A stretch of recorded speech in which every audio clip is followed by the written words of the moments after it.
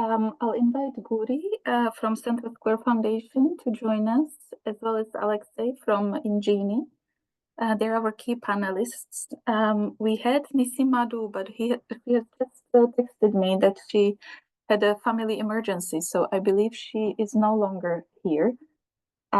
Which makes me think that if there is in the audience Manika or Esben, who I know are very close to the work on evidence and impact and would like to join in with camera on for answering some of these questions, you are very welcome to join us.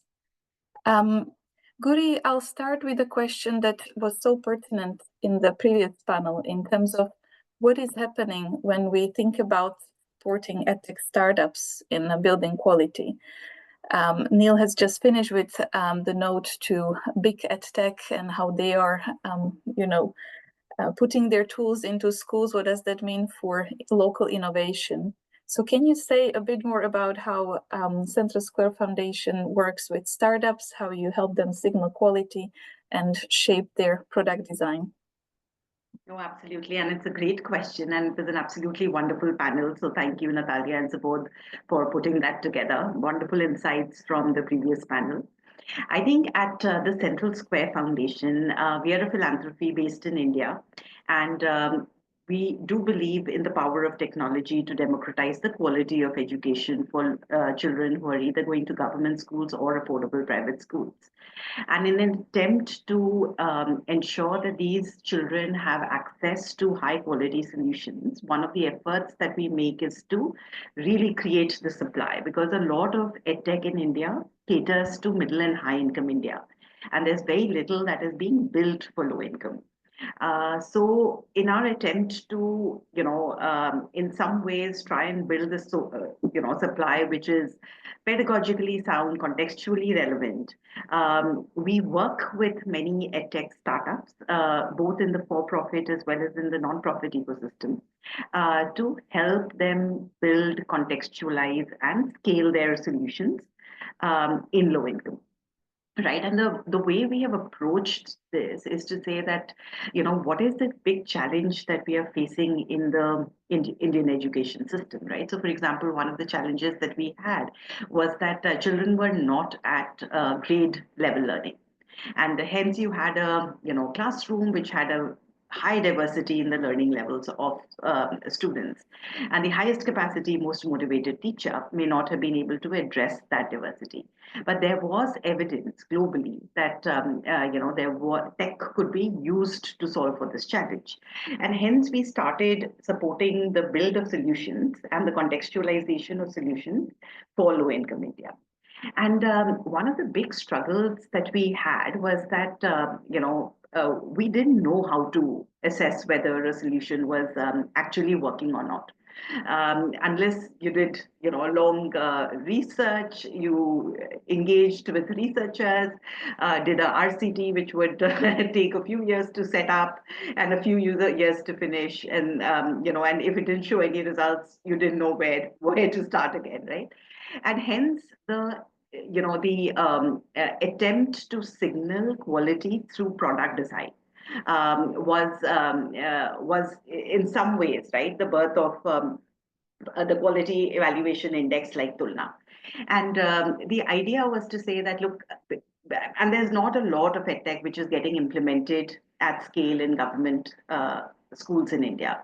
There's even lesser evidence of real impact evaluations, action research around these products, right? So we needed a starting point. And I think the idea of creating a starting point like Tulna was just almost signal quality, right? To say that, look, at least I have a framework through which we can select the right type of products, right? And then the products go through the journey of implementation.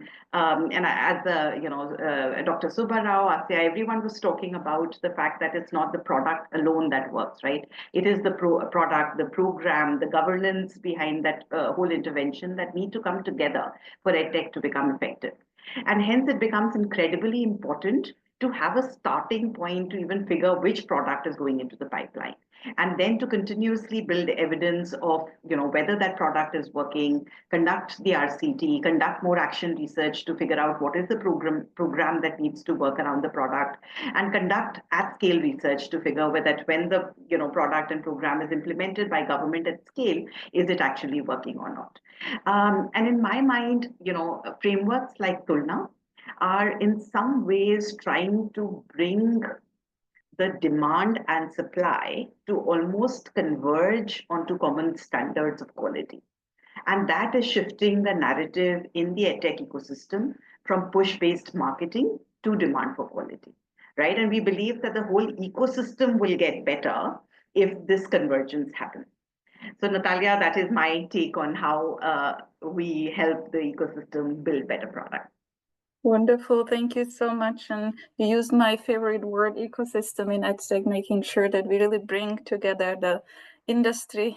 Think about the EdTech industry as a partnership industry together with the educational professionals, teachers, researchers, designers, developers, as well as the parents and families, as been mentioned before, right? We really need to think about EdTech being used by multiple stakeholders who have multiple needs. We heard a lot about EdTech Tulna and how it's been useful for India. Let's move to South Africa and what is happening there at the testbed level. Alexei, would you mind sharing a little bit more from your context and how you have been approaching this situation of evidence and impact, perhaps more from the accelerator perspective? When you think about early stage product validations, how are you thinking about predicting their learning impact really in real world settings where they're being tested in classrooms? Yeah, thanks, Natalie. So I'm Alexi and I'm from Engini, which is an EdTech focused accelerator. Our way in which we work is that we believe that by generating data-driven edtechs, those will be better able to support the market and thrive. And capacitating them in their monitoring, evaluation, and learning is one of the key areas of support that we provide the edtechs that we work with. I think it's been covered quite extensively that there is limited evidence in EdTech as it currently stands. I read a paper about a year ago that had found that only 11% of EdTechs were being externally validated, and only 18 had been internally validated. So in general, there is limited evidence in EdTech, and we see this especially in those early stage EdTechs. And when you speak to the EdTechs themselves, there are a number of reasons for this, but one of the big ones is also just to approach this challenge with some empathy and acknowledge that evaluation in education is incredibly hard and incredibly difficult, especially if that is not your core competency. Many of these EdTech entrepreneurs and founders or professionals, they do not necessarily come from an educationalist background. They're tech developers or they're teachers. And so this is not necessarily the part of their core skill set. And this is further complicated by, as Natalia started off with, there are lots of frameworks, but that kind of makes it more confusing for them. And in South Africa specifically, there is no universally agreed on framework or standard that facilitates evidence-based judgment for what is or is not high quality, effective EdTech products. And the result then is that a lot of these EdTechs are working largely in the dark and learning as they're doing. And that's kind of what we're just seeing on the ground. And yeah, just starting with that recognition that this is quite difficult to solve when you're looking at those individual EdTechs. And so there are a number of things that we work with them specifically in trying to address this. But I think the important point to always pull out is that when there needs to be an acknowledgement that the question is always about quality and how do we create quality learning outcome indicators. But in practice, that is not a binary thing. It's not that you have low quality and high quality, but in practice, recognizing that evidence improves over time and there is an iterative process there, and that is how it often looks in practice. So there are a lot of things you can do. A lot of these EdTechs don't have a theory of change. A lot of them don't have learning outcome indicators defined or have not recorded those in a formal indicator matrix. And then you always want to encourage edtechs to be getting feedback from specialists, so either educationists themselves, monitoring and evaluating specialists, or reaching out to individuals that have designed other assessment frameworks that are certified. Like in South Africa, we have frameworks called ELOM, which is focused on ECD, literacy and numeracy, or our EGMAs, which are also for foundation and early stage, but in mathematics. But again, these things change over time. And what's less important often, I've found, having worked with a number of these edtechs, is it's the, when you're working in acceleration, you will often have program outputs. The output itself is less important in practice than the shift in mindset that comes with those things. What's really important is that the entrepreneur leaves with understanding of why this is important and how it can help their business. And then they also need to have a basic understanding of the theory so that they stop being scared of a lot of these things. There's often a lot of fear around how do I approach MEL. And the more they look into it initially, the more confusing and it can become. But just showing them that actually it can be quite simple, especially if you're approaching it in this iterative way. Because if you are doing any acceleration program, as I'm working in, if something is iterative, there's also must be a recognition that we can't be part of the whole journey. And so changing that mindset in a way that will allow them to take that journey further really is the most important thing.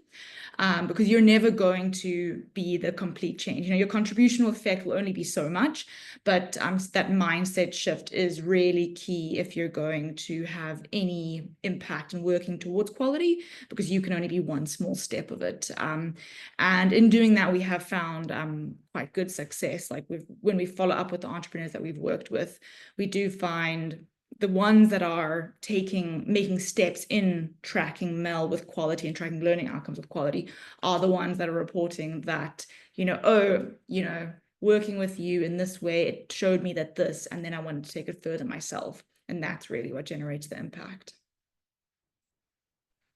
Very, very important points. Thank you so much, Alexei. I know we are grossly over time, so I don't want to take much more time by adding my own thoughts to this. I'll invite Monica to join us and comment on how the development of a national framework was very important for the Netherlands and how their role in current planning for EdTech procurement. Thank you, Natalia, for inviting me. And it's a wonderful discussion that I am here part of. About Netherlands, like every other country, the EdTech market is booming. And but again, when I came here, and which was last year, I talked to many providers, I interacted with the institutions, and everywhere it was more, like you're saying, hardware based. It was here also, the focus was more always on technology. And every time I talked to people, it was only about the technology that was the main focus, which was understandable. But when we talk about EdTech, we also need to understand that it is not tech ed. It is for education. So ultimately, education needs to be improved, no matter how well or how user-friendly your software, how interactive features there are. But the first focus should be upon the quality. And that is what the Netherlands government is also focusing upon, and hence the framework. And just what all this discussion was about, that there are so many frameworks and we don't need to reinvent the wheel again and again. But I do feel that the local context is very important. So yes, we have multiple frameworks, but we also have local context. So maybe a standard framework, which because there are a lot of factors which can be overlapped. There are a lot of things which are common, but the local factors also need to be considered. And that's what the Netherlands government is focusing upon, to adapt the common and the standard frameworks to their local context. So like I say, it's not about reinventing the wheel, but it's about making sure that the wheel is fitting the Dutch roads. So we have the 3E framework, and we are working, we are taking the lessons learned from other countries, the best examples, and we are trying to make it adapt to our local context. Thanks, Monica. I think you brought us home here with that comment that we need to make sure that we really take good count of what is available internationally, what works, what has been produced over time, and at the same time adopted to local context to ensure that it works for our teachers, our families in specific countries. I have the privilege to finish our session. Apologies, we ran over time. It was very interesting to hear more about the specifics of the Tulna framework, and we'll also follow up with further communication about EduEvidence and how you can connect if you're already certified by EdTech Tulna to the international standards by the 5Es framework. Many thanks to our panelists. A huge thanks to everyone who joined and who will be watching the recording session afterwards. And yeah, enjoy the rest of your day. Many thanks.